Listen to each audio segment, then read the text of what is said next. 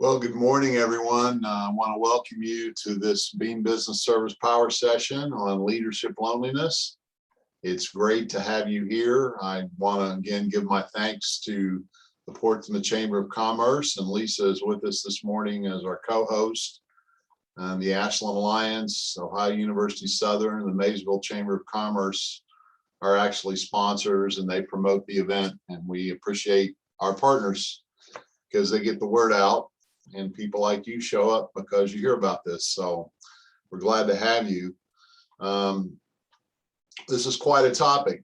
I've been putting together these presentations now for almost 2 years, and this was the hardest one that I've done so far as the effort that I had to put into it. Now, what you see today and hear today, you may not see the effort. There's not a lot of PowerPoint slides today, a lot of talking today and information, but I think it's such a critical subject, especially now with everything that's going on, all the changes, all the anxieties and stress that you as leaders, I'm assuming you're on the line today, you're with us today because you consider yourself to be a leader. You need to be your best. And my passion and my heart is to help leaders be their best. And so that's what we're going to talk about today. That is me. Been married for 35 years to Connie.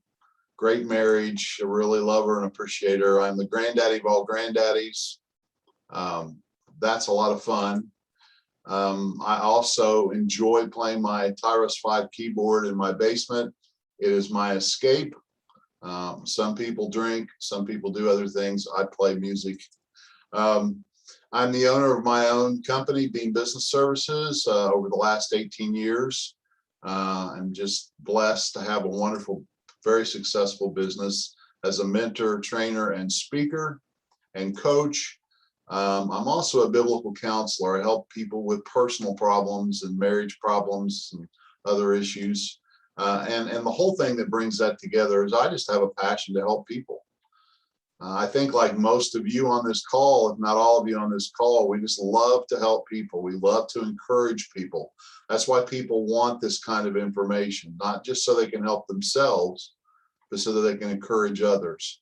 So I'm really hoping that I can really provide you with a lot of good, interesting information and very practical information. I'm working really hard these days to be very practical in my coaching and consulting because people need practical advice and help these days. And hopefully we're going to get really practical here later. I've got my rules of the game. I just love these. It's kind of that cornerstone where I will always start. And the purpose of that is to help you get the most out of this presentation today. So the first thing you need to do is you just need to own it. And what do I mean by that? Well, when we have problems and issues, sometimes we want to deny them. We don't want to face them. And I would encourage you, it's kind of a conversation between you and me. Just decide this morning you're going to face this issue. You're going to own it. You're not going to blame other people for it. You're not going to make excuses about it. You're just going to own it. And that's a response, using your ability to respond. It is being accountable. So that's the mindset you need to come to if you want to get the most out of this. Second, 100% participation. That's going to look a little different today than maybe what you're used to with me. We have fewer slides, but a lot more words. And so the notes that I've spent a lot of time even manuscripting this and putting these notes together. One way you can participate is ask for me to send you the notes. I'll send those to you for free. That way you can really just listen this morning and focus. If it helps you to focus by taking some notes, that helps you keeps you engaged. Sure, I encourage that all the time. But I really want you to be present with this and listen and track well. And get rid of that, all that I know. Some of this is going to sound like review. Some of it's going to sound very familiar, but if you can be that little child and just be curious and say, wow, what can I learn today? What new insight might I get today? What might I find today that can really help me and help some other people? I think you'll really, it's just having that open mind. And finally, even though this is a very difficult subject in a lot of ways, we can still have some fun with it. And I've got one story in particular that I'm going to tell in the middle of the presentation that I think you all will enjoy. So with that said, if you agree to the rules of the game, you're going to own it, you're going to participate, you're going to get rid of your I know, and you're going to have some fun. I'm ready to go with this. So slide number 1, introduction. And we're going to answer some questions here. First question, what are we talking about today? I would think everybody on the call is bringing your own idea about what this is, but from my perspective today, I want to tell you how I'm defining this. Leadership loneliness is a sadness and an unhappiness that comes from this sense of being isolated and alone as a leader. Let me say that again. It's a sadness, maybe even moves into a depression or an unhappiness, an angst that comes from this sense of being isolated and alone as a leader. I searched this out online just to see what other people were saying, and it was amazing the number of articles and things that are out there about this subject. Second, let's ask this question in way of introduction. What causes it? And I'm going to take a little bit of time here, because this is where my approach might be a little different and a little unique in really getting down beneath the surface to find out what really causes this. And so let me start there. First, you should note this. The Harvard Business Review reported that half of the CEOs that they interviewed or they sent surveys to reported that they had experienced this leadership loneliness or loneliness in their role as a leader to the point that it had negatively affected their performance. Over half. Not only would they say they'd been lonely, they said it had a negative effect on them. Here's the point. I've got X number of leaders on the call today, and X number of leaders may be listening to this later on the recording. If I'm going by the statistics, at least half of you have had this issue and may even be going through it right now. It's easy for us as leaders to put off the fact that we're struggling. We have to have it together. We have to keep it going. And I'm suggesting for your full participation today, don't have the I know, that doesn't affect me. Be honest this morning. From my reading and my experience as a coach, there are several reasons I find that leaders can feel this loneliness and enter into this challenge. The first thing is, at times, if we think about leadership, what is the nature of what you're doing? You are standing apart from the group to help them. So you are detaching or standing apart or standing back from the group. That's the nature of leadership. At times we have to, as leaders, not be in the group, but away from the group or stand back from the group. Second, there's some other things that can cause this or maybe make the seedbed for this to happen. There can be other times that a leader can be held accountable for a mistake or a failure that they didn't really cause themselves. They didn't authorize it, they didn't approve it, but they're accountable for it. As a leader, sometimes we have to answer for things that we didn't approve and we didn't cause, but somebody has to take the responsibility. Somebody has to take the accountability. And that can feel very lonely when you're having to carry the burden and answer for things that you really didn't have directly anything to do with. Third, here's another reason for leadership loneliness. it stems from the fact that as leaders, we work around people quite often. In fact, we're in a hubbub of groups of people and individuals. But because of our position as a leader, we're not always able to be transparent and fully transparent and just kind of relax and have that luxury of being ourselves completely. We have to stay on our game. And we don't want to be vulnerable around those that we lead. We want to have it together for their sake. So sometimes we're around people all day long, but we really don't know them. We really don't have a close connection. Think about that.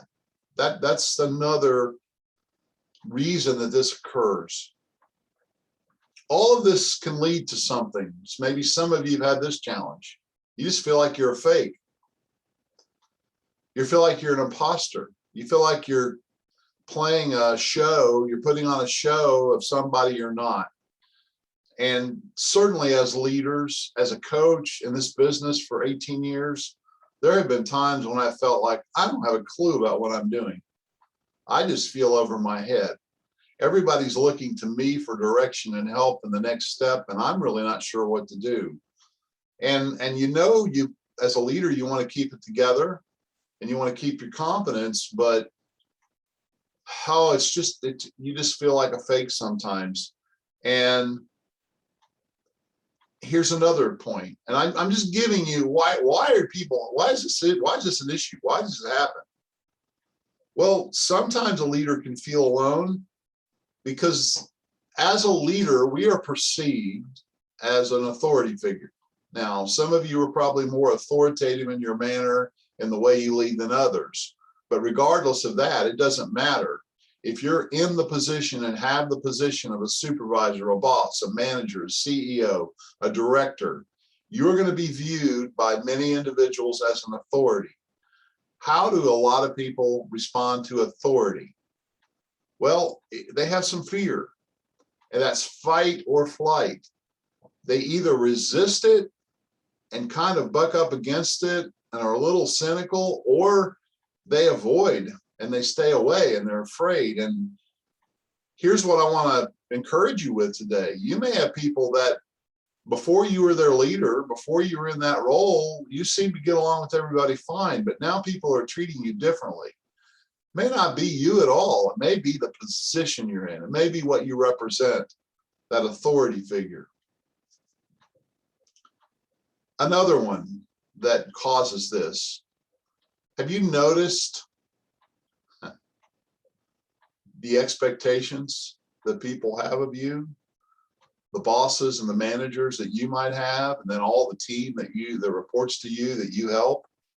A myriad of expectations, sometimes really crazy expectations, like an expectation that you're going to take care of everybody and you're going to solve everybody's problem. After all, that's what you're for as a leader.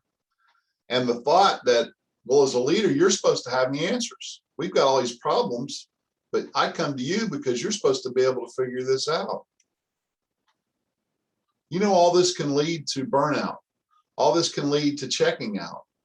And as a coach, I come into organizations where I've seen business owners, I've seen managers, I've seen directors, they've checked out, they're worn out, and they've burned out. And when this happens, unfortunately, some people say, well, I need to continue to work. So they kind of withdraw. They use their privilege or their position, if they can, to kind of disconnect, to become a little aloof. And in fact, sometimes they start avoiding the team. They start avoiding meetings. Oh, they might show up, but they're not engaged. They're not there. And this will absolutely start to work on your conscience, start to create a sense of guilt and sadness and depression and eventually exhaustion. And I know I'm not giving you great news, but boy, we need to be real about this. This is what's happening with a lot of folks. And my heart goes out to folks that are going through this and have been through this. It can lead to family issues, stresses, health issues, and even mental exhaustion. So we got to do something. And the purpose of today is for me to give you some direction on how can we meet this challenge. I want to help you meet this challenge. And please drop your I know and just be curious and interested. At the end of the hour, if you want to go back to your previous thoughts and feelings, that's fine with me. But just think maybe there's something different here. Maybe there's a better way to deal with this. So let's talk about meeting the challenge. Here's a statement that I want you to read, and this is kind of sums up the foundation for the solutions that I have today. As a leader, you certainly must stand alone at times. It's the nature of leadership, but you need not be lonely. I'm telling you that you need to reject this idea that you need to go down this path of loneliness. Oh, you certainly have to stand alone. You certainly need your alone time. We'll talk about that. You certainly need to stand apart from the group, and sometimes in your integrity, you will stand opposed to everybody you're with. Can that feel lonely? It can, but you don't need to accept those feelings. So first, I want you to just think of this first point. What do you do? What do you do when you feel this loneliness? What do you do when you start to have these emotional issues? Well, I think somebody said it this way: feelings are never wrong. They're like the indicator lights on your dashboard. They just go off. They're just telling you something. They're telling you that you're having a response or a reaction to something. Acknowledge them. Acknowledge those feelings and face the challenge. Deal with it is what I'm saying. Don't pretend like it's not a struggle. Don't be that crazy person that thinks they've always got it all together and they just don't have this weakness. We're all human beings. We all have our challenges. Acknowledge your feelings and face the challenge. I say it this way: you can't leave a place you've never been. If you want to move on to a better place, you need to decide where you are right now, and you need to see it, and you need to understand it so that you can move on. I just find people that are struggling admitting that they're just not perfect, or they're just not that strong, or they have these issues. Remember, over 50% of CEOs in the Harvard Business Review survey admitted to this problem to the point that they said it had negatively affected their performance. So admit it. Don't deny it. That's the first thing to do. If we're going to meet the challenge, we need to meet it. We need to admit that we have it. Second, this is such a key, especially to the way I help and coach people. This is so important. So please just really engage with me here. If you want to meet this challenge, if you want to overcome this, if you want to get rid of this loneliness, you need to recognize this is an emotional issue and that it requires a mind shift. You need to see that feelings like sadness and loneliness are not produced by your circumstances. They're produced by what you think about your circumstances. It is not the circumstance and situation around leadership that creates these negative emotions.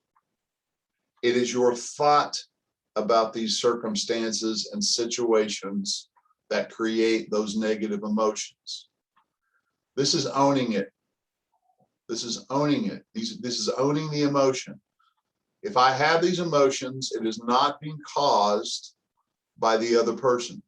It's not being caused by my circumstances. It's not being caused by what's occurring.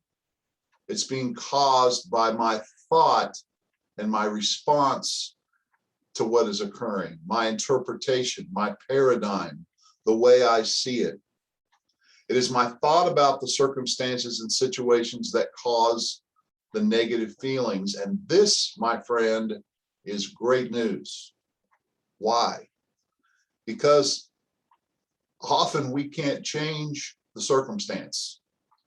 Often we certainly can't change other people's expectations. We can't always make the situation better or different. but we can always craft our response. We can always choose our thoughts about what's occurring. Is that easy? No. You're not in this for easy. This is the challenge. It is a mind battle. It is a head game. This is a renewing of the mind. It's the work that needs to be done to defeat this. This isn't good for you to have these emotions just overwhelm you and take you over. It's not good for your team. It hinders your leadership. And it certainly is no way to live life. And if you'll own this right now, that it's not my circumstances and my situation creating this loneliness and this sadness and this anxiety. It is the way I am processing. So what do you do about that? Okay, Dave, I got it, but I still am struggling. What do I do? Well, it's developing a maturity. It's the skills, the grit, the mental toughness to reprocess. You really need to have some brainwashing, frankly. You need to wash your own brain. You need to find people to help you to process and think about your situation differently. This is a fundamental key to leadership if you think about it. As you're leading others, it's often not the circumstances and situations that are overwhelming them. It's the way they're processing and thinking. And good leaders have that trust and influence where they can help people process differently. This is a mental and a spiritual challenge. It's a battle of the mind. It's a battle of thought. If you'll stay with me this morning, I'm going to propose some different ways to think this morning about this, about these challenges. Thoughts that if you'll embrace them, you can actually eliminate this loneliness and this sadness that goes with so many people that lead. If you're willing to work with me today to work on that thought and change that thinking, together we can defeat this enemy. We can take care of this, and we can find a great, happy, joyful, peaceful place where you can work from as a leader in very, very challenging and difficult circumstances. I just don't know of anyone right now that's not facing some very difficult challenges. We're not in denial that things are tough, but it's time for us to be tough. And the toughness and the battle is in our heads. It's between our ears. So if you'll recognize today that this is an emotional issue, and how do I deal with emotions? I have to deal with the thought that drives the emotion. I can't change an emotion. It's never wrong. It just is what it is. It's an indicator. I have to go to the thinking behind the emotion. I'm going to help you do that today. Here's an understanding. Again, folks, I'm asking you to own it. This might hurt a little bit because I'm taking away your excuse right now. But being alone is not what causes loneliness. In fact, being alone as a leader at times is necessary, and I would say it's very much required if you're going to lead effectively to have some time alone. Some people are scared to be alone. They're not used to being quiet. They're not used to being still. That's the work of leadership. We need to learn how to embrace that aloneness, but never do we have to be lonely. In fact, to lead effectively, this fourth point here is you need to schedule some time by yourself. Oh, well, who has time for that, Dave? You better make time for it. You better make it a priority. You got to put the oxygen mask on yourself before you can help other people. You're the leader. You need to figure some things out. And you really need to get in touch with your heart, and you need to get in touch with your integrity. And you really need to get clear on your values and your priorities and what's most important, because you are just barraged all day long with all kinds of thoughts, agendas, ideas. You're asked to do all kinds of things. You've got to get super clear on your own heart and your own principles and your own values. You really need to know who you are as a person, so that, not so you can withdraw from everybody, not so that you can look down on everybody, not so that you can judge everybody. It's so you can be a tree in the middle of the storm that stands strong because you've got roots and you've got foundation. And that foundation just doesn't appear. It happens in those moments of being alone and doing some soul searching. And for me, some prayer. It's where you have to seek and you need to find those things. You have to find that place of integrity. And that happens in alone time. I'm telling you, if you want to overcome this problem, you need to schedule some alone time. That sounds so counterintuitive when we're trying to battle loneliness. But being alone is not the same as loneliness. Being alone is a great thing when you learn how to use your alone time well. Well, it's not comfortable, Dave. Doesn't feel good. It's just because it's not your habit. It's not familiar, and it's certainly not the culture around us. The culture around us is connected 24/7. We've got Facebook, we've got the Zoom, we've got podcasts, we're in an drunk with information overload. There is stuff to occupy our minds all day long. Texts, emails, television, media, crisis left, crisis right. We are barraged and swamped with all this stuff. And the thing is, if you don't proactively choose to say, I'm going to step back from that, I'm going to turn off the notifications on my devices, I'm going to leave my phone at home, I'm going to leave this, and I'm going to learn to sit in that discomfort, this unfamiliar place of quietness, this unfamiliar place of being alone.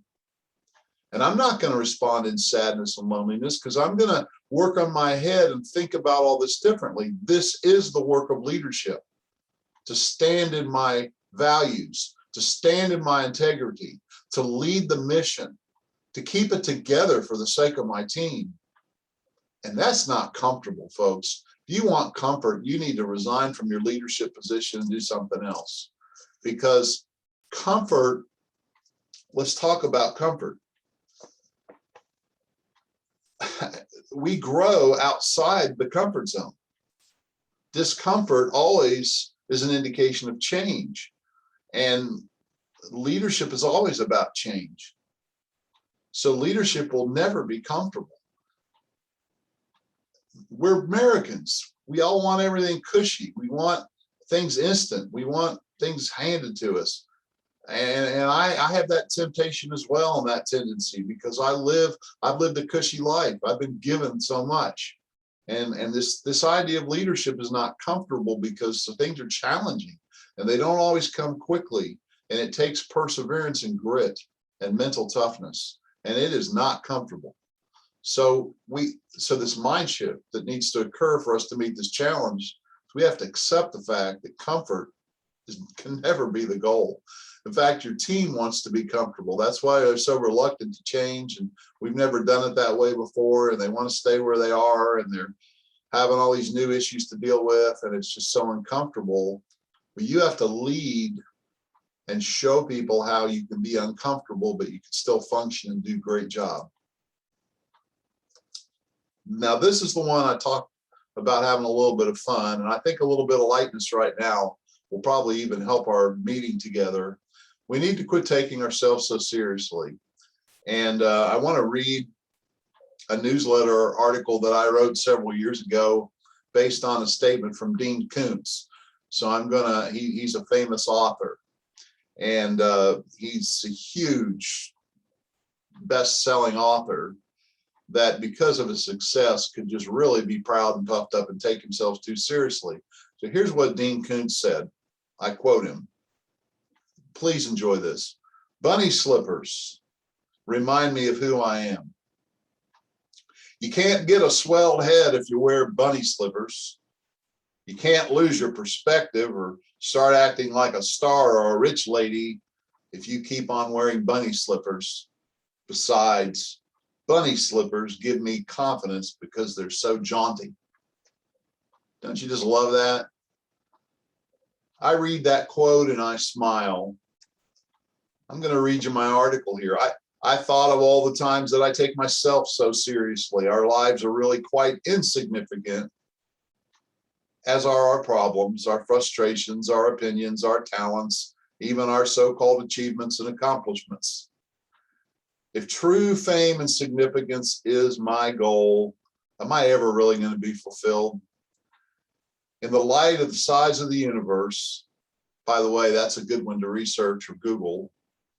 In the light of eternity, in the light of the sheer mass of humanity, how meaningful and significant are we? Why do we take ourselves so seriously? With that perspective in mind, we don't need to get depressed about our insignificance. We can put a grin on our face, choose to be young in our feeling and our attitude, and just go for it. In fact, I'm going to challenge you. Choose an outrageous project. Choose some pursuit, some leadership pursuit. It really doesn't matter anyway in the big picture. This kind of perspective frees you to lighten up and go for it. Go really big, relatively speaking, realizing it's not all that big anyway. Who cares what someone else thinks about your plans and your craziness and your project? You don't need to stress over that. Just why not go ahead and try it? What's the worst thing that can happen? You know, in my little world, there's only two things that really matter in eternity. It's God's glory and my relationships with other people. Everything else really is insignificant in my mind. That's where my values are. So I strive to live every day just for that bigger purpose and meaning. And then I put on my bunny slippers and I laugh, and I don't take everything so seriously. The fact is that loneliness and sadness are products of very serious thought. Few things in life, my friend, are worth serious thought. Drop your heavy thinking. Reserve that for a friend dying of cancer. Reserve that for a serious situation, and lighten the mental load about the day-to-day, and put on your bunny slippers and smile and have a good belly laugh. It'll do wonders for you. Now, that's just some common sense advice from Dean Koontz and some reflections I had on what he said. But I think that's a huge help when you're dealing with this issue of leadership loneliness. Just don't take yourself so seriously. Now let's talk about when we do need to stand alone as a leader. When you must stand alone, you need to also choose to stay engaged and connected. Let's talk about integrity. Integrity is what drives the standing alone. If I'm going to have an inner strength and a wholeness, then my words and my actions and my values need to be aligned. And in Stephen Covey's book, The 7 Habits of Highly Effective People, he says a principle-centered person aligns their values and their thoughts and their words and their actions with unchanging principles. If you want to possess a quiet conscience, a clear mind, a calm mind, a peaceful mind, you need to really find those values in your heart, and you need to align your life with them. In that inner strength, it's possible to stand alone when you need to as a leader. But folks, this is what I want you to get from this point. You can stand alone and stay connected. You don't have to stand alone and start to bully everybody. You don't have to stand alone and become a big judge. You can stand alone and be principled, but not stubborn in your attitude. You can be passionate about what you believe, but not rude to other people. And you can always have a heart that seeks to understand other people. And that doesn't mean you're compromising and you're changing your non-negotiables. You can stay faithful and true to your values and still be kind and gracious with people. You can be a trusted and respected leader by giving respect. Now, I'm going to be a little meddlesome right now. I'm your coach today. If you're gossiping with some team members about other team members, stop it. If you're using that ventilation time and becoming a little derogatory and personally saying little things about other people that aren't good. I would call it slander if we're just going to be direct. Oh, they're not major things. They're just little things, Dave. I'm just telling a little joke. You know, a little bit of that goes a long way. How would you feel if that absent person was present? How would you feel if that person walked in on that conversation? That's a good measure. I'm saying as an effective leader that wants to make a difference, you don't have the luxury of gossip. You don't have the luxury of getting your entertainment from other people's weaknesses and failures. I'm telling you to adopt that value. You know, leadership loneliness happens when we just alienate people and we play these little games. So what am I saying here? You can stand alone. You can have your values as you ought. You need to be a principled person to be a strong leader, but that doesn't mean you have to be disengaged and disconnected from other people that may not agree with you.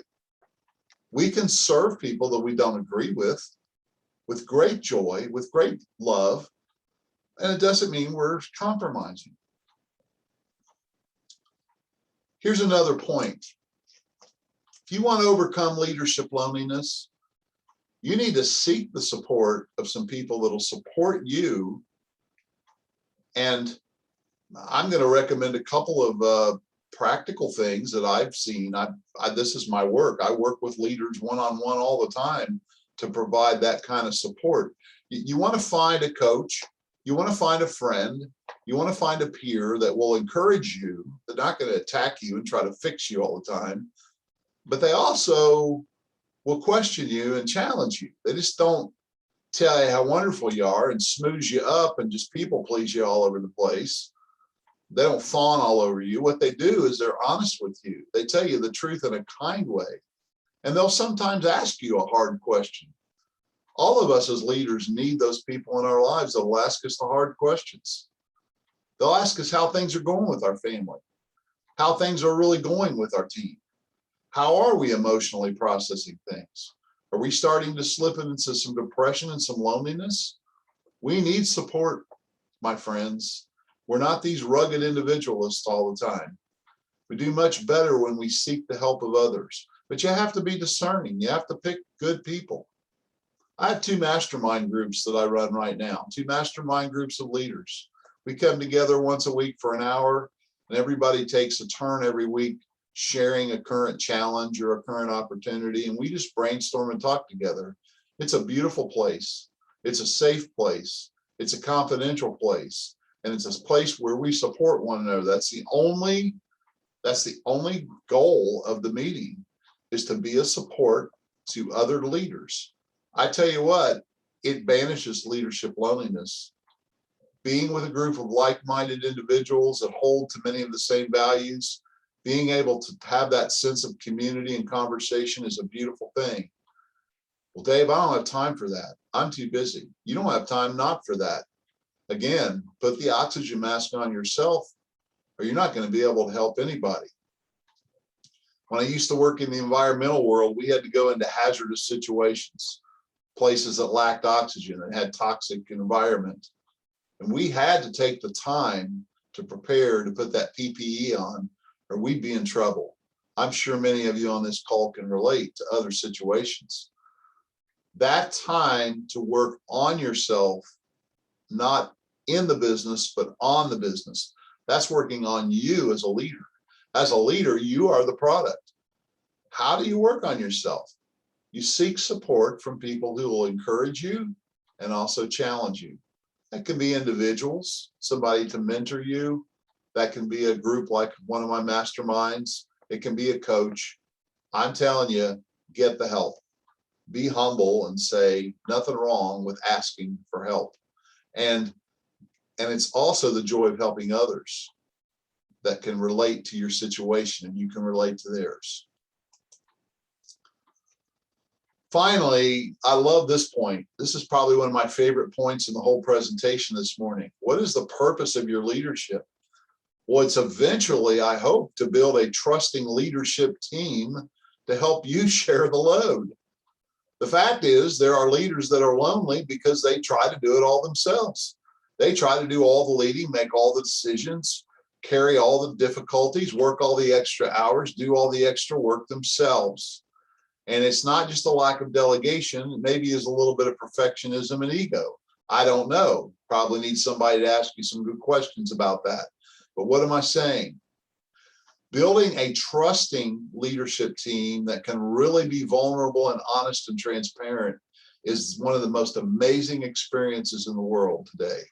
When you have a team of people on the same page with the same mission, the same values, going for the same thing together, and they share that together, you can relax, you can breathe. It's not all on your shoulders. And as a leader, I would encourage you to look at how can you build a team with you and around you to support you and help you share your load. That's just a huge way to respond to leadership loneliness, is build a team that you can share things with. And then finally, I put it on here as a footnote, but it's so important. Don't lose your connection with your family and your friends. Now, I talk about a concept all the time, or a distinction between harmony and balance. I actually am going to say something here that some of you may disagree with, and that's fine.